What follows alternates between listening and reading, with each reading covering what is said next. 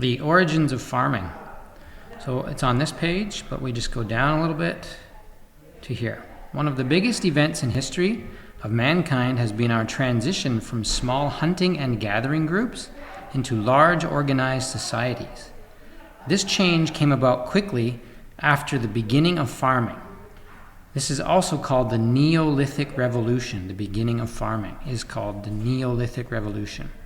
Read about the origins of farming and then look at the evidence of farming more than 7,000 years ago, and then answer these questions here. So let's go. The origins of farming. Click here. The origins of farming. For over 1 million years, early humans depended on hunting and gathering for obtaining food. About 10,000 years ago, a very important change took place. After the last big ice age, between 35,000 and 10,000 years ago, animals and some people started to follow the ice north. Those left behind had to find a new way of feeding themselves. One development was farming. People would plant, take care of, and finally harvest certain crops to feed themselves.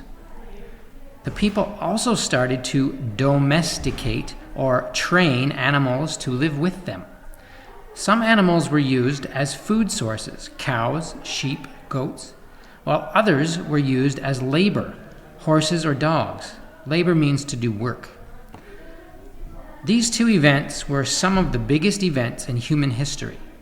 Humans now had a dependable supply of food and could settle in one region.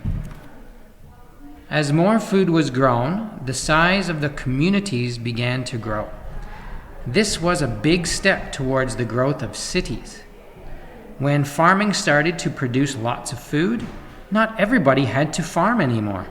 Some people learned how to do other things and trade or buy food items from their neighbors.